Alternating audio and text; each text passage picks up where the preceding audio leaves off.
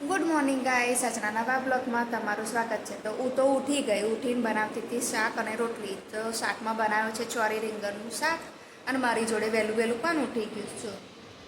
અને ઉઠીને જે વેઇટ કરીને ઊભી છે કે મમ્મી છે ને ધીમે રહીને મને ફોન આપશે અને એવું કહે છે તો વિડીયો બનાવી લે પછી મને ફોન આપ અને હસે છે બેઠી બેઠી પાછી. Good morning. અને જો અમે બનાવી દીધો છે ચા નાસ્તો. નાસ્તામાં છે ચણા લોટના પૂડા, ફરી ખાય છે આલુ સેવ ને બિસ્કિટ. તો હવે હું કરીશ ચા નાસ્તો. ક્રિશિવ છે ને ચા નાસ્તો કરતો હતો, રાતના દાળ ભાત ખાવા બેઠું ને એટલા મને છી લાગી તો ખાતા ખાતા ભાગ્યો છી કરવા. અને પરીએ પેલા ક્રાફ્ટના કાલ બનાવેલા શંકુ આકાર, લંબગોળ આકાર, શું બનાવેલું ગણફર. હવે એની પર લખવાના છે નામ, તો નામ લખીશું અને જમા કરાવવાના છે. નહીં આજે બધા લેતા હા, એ પછી તમારા આગળ ઉમેરાય ને બધા લેતા. તો આજે જમા કરાવશે. ફરી સ્ટીકી નોટ લગાવી દઉં આ બધા પર નહીં, લેતા આવું સ્ટીકી નોટ. તો જો એના જે બધા આકાર બનાવેલા એ હવે અમે ભરીશું એક બેગમાં અને આજે જમા કરાવવાના છે. નહીં બધા તો ઉપર નામ લખ્યો, રોલ નંબર લખ્યો ને વર્ગ લખ્યો. આમાં લખવાનું છે. ઊભી રહે લખી દઉં આમાં. લેતા પેન. તો જો આ બધા પર મેં સ્ટીકી નોટ લગાવ્યા છે અને જે લાઇટ શેડ છે એમાં ડાયરેક્ટ નામ જ લખ્યા છે. આ એક રહી ગયું, ફ્લાવર બનાવ્યું હોય ને એવું મસ્ત બનાવ્યું છે. ને જો સ્કૂલે જવાનો ટાઈમ થઈ ગયો, 10:15 થયાના. ખાતી ખાતી સ્કૂલમાં જશે.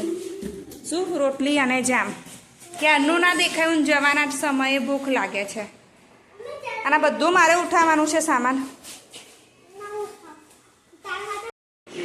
શિવા, હેલો શિવા. તારું નામ શિવા છે?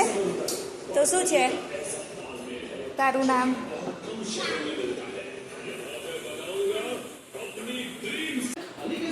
ત્યારે રાતે છે ને મેં શિવાવાળું કાર્ટૂન બતાવ્યું કિશુને. એમાંથી કેટલું બધું શીખવા મળે છે, કોઈકની મદદ કરવામાં.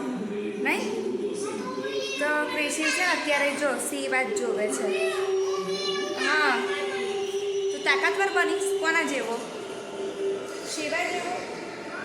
જો તેને શિવાનું કાર્ટૂન એટલું બધું ગમી ગયું ને તો આવીને સ્કૂલેથી આવીને સીધું ટીવી ચાલુ કરીને શિવા કરાવડાવ્યું અને એને શિવા જોયું. નહીં કિશુ? અને કિશુ જોવે છે કાર્ટૂન તો એનું ધ્યાન જ નથી. હું એની જોડે વાત કરું છું ને તોય. તો ચલો હવે પરીને લેવા જઈશું. કિશુ જો સાંભળતો નથી મારી વાત જ.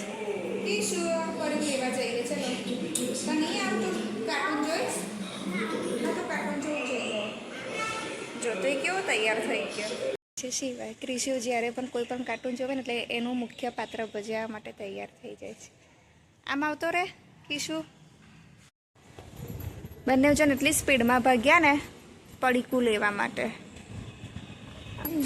કાલે અમે જે મહેનત કરી, રાત્રે 11 વગાડ્યા એ બધું એ લોકોએ જોઈને પાછું આપ્યું. એવો ગુસ્સો આવે છે ને, મહેનત કરાવે છે ને પછી કે હવે ઘરે લઈ જાઓ.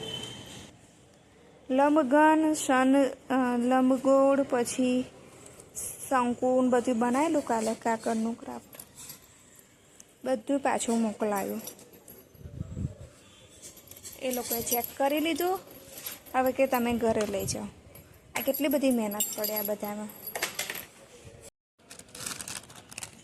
ક્રિશુ લાવ્યો છે સ્ટીક ગોકુળની અને હજુ પરી આવી નથી.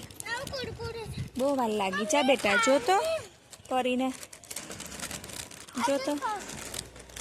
તો આજે બનાવું છું આલુના પરોઠા. તો છે ને એકદમ યુનિક રીતે મેં વિડીયો જોયો હતો ને એવી રીતે બનાવ્યું. ચલો બતાવું કેવી રીતે છે.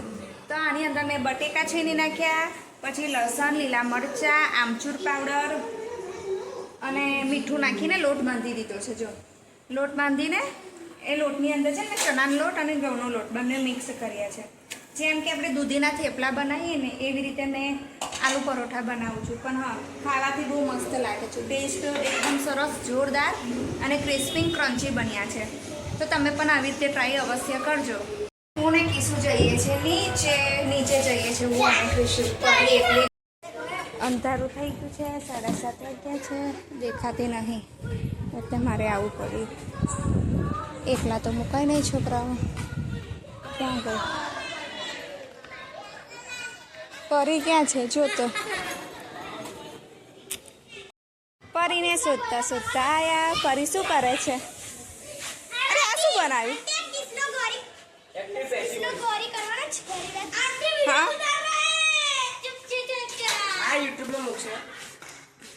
છે શું પણ અંદર?